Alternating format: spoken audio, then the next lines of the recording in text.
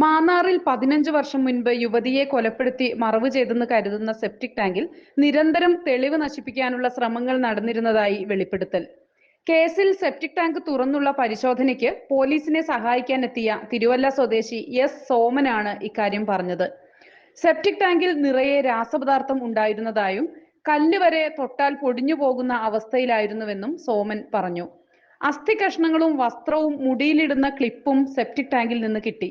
Septic ടാങ്കിനു മുകളിൽ പഴയ വീടിന്റെ അവശിഷ്ടങ്ങൾ ഇട്ട് മൂടിയ നിലയിലായിരുന്നുവെന്നും സോമൻ പറഞ്ഞു. സെപ്റ്റിക് ടാങ്കിന്റെ പുറത്താണ് വീട് പൊളിച്ചതിന്റെ അവശിഷ്ടങ്ങൾ കൊണ്ടുപോയി ഇട്ടിരുന്നത്. പൊതുവെ ആരും അങ്ങനെ ചെയ്യാറില്ല. ദുരൂഹതയുള്ളതുകൊണ്ടാവാം അങ്ങനെ ചെയ്തത്.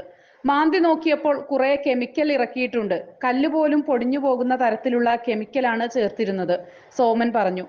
ഇലന്തൂർ നരബലി കേസിൽ ഉൾപ്പെടെ പോലീസിനെ സഹായിച്ചയാളാണ് സോമൻ. സ്ത്രീകളുടെ ഉൾവസ്ത്രത്തിന്റെ ഇലാസ്റ്റിക്, ലോക്കറ്റ്, ഹെയർ ക്ലിപ്പ് തുടങ്ങിയവ ടാങ്കിൽ നിന്ന് കിട്ടിയിരുന്നു. അതിൽ നിറയെ കെമിക്കൽ ഇറക്കിയിട്ടുണ്ട്. തൊടുന്ന കല്ല് വരെ പൊടിഞ്ഞു പോകുന്ന അവസ്ഥയിലായിരുന്നു. കെമിക്കൽ ഇറക്കിയാൽ അസ്ഥി വരെ പൊടിഞ്ഞു പോയേക്കാം. അരിച്ചു പെറുക്കിയാണ് പലതും കണ്ടെടുത്തത്. അവരുടെ പഴയ വീടിന്റെ അവശിഷ്ടങ്ങളെല്ലാം ടാങ്കിന്റെ മുകളിലാണ് കൂട്ടിയിട്ടിരുന്നത്. ടാങ്കിന്റെ മൂടി മാറ്റിയപ്പോൾ തന്നെ കെമിക്കൽ ഉണ്ടെന്ന് മനസ്സിലായി. വെള്ളത്തിന് നിറവ്യത്യാസവും ഉണ്ടായിരുന്നു. ടാങ്കിൽ നിന്ന് കണ്ടെടുത്തവയിൽ മൃതശരീര ഭാഗങ്ങൾ ഉണ്ടെന്ന് 70% ഉറപ്പിക്കാം. അതെല്ലാം ഫോറൻസിക്കിന് കൈമാറിയിട്ടുണ്ട്. തന്നെ കൊണ്ട് കഴിയാവുന്ന രീതിയിൽ എല്ലാം ചെയ്തിട്ടുണ്ടെന്നും സോമൻ പറഞ്ഞു. മാന്നാറിൽ സെപ്റ്റിക് ടാങ്ക് തുറന്നുള്ള പരിശോധനയ്ക്കിടെ സോമന് കാലിന് പരിക്കേറ്റിരുന്നു. ടാങ്കിന്റെ സ്ലാബുകൾ നീക്കുന്നതിനിടെയാണ് കാലിൽ പരിക്കേറ്റത്. തുടർന്ന് മുറിവിൽ ഡെറ്റോൾ ഒഴിച്ച് പ്ലാസ്റ്റിക് കവർ കൊണ്ട് കാല് മൂടിയ ശേഷം സോമൻ ജോലി തുടരുകയായിരുന്നു. വലിയ വിവാദമായ ഒട്ടേറെ കേസുകളിൽ പോലീസിന്റെ സഹായിയാണ് സോമൻ. കുഴിച്ചിട്ട മൃതദേഹങ്ങൾ എടുക്കുന്നതിനും മറ്റും എപ്പോഴും പോലീസിനെ സഹായിച്ചിട്ടുണ്ട്. ഇലന്തൂർ നരബലി ഉൾപ്പെടെയുള്ള കേസുകളിൽ ശവശരീരങ്ങൾ എടുക്കാൻ സഹായിച്ചത് സോമനാണ്.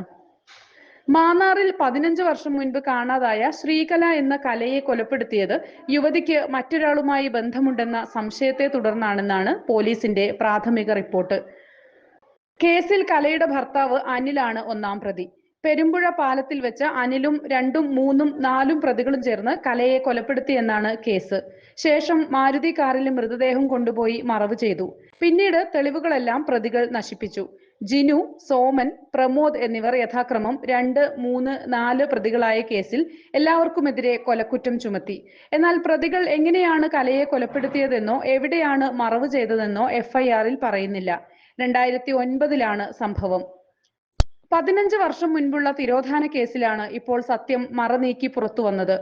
ശ്രീകലയുടെയും അനിലിന്റെയും പ്രണയവിവാഹമായിരുന്നു. അന്ന് ദക്ഷിണാഫ്രിക്കയിലായിരുന്നു അനിലിന് ജോലി.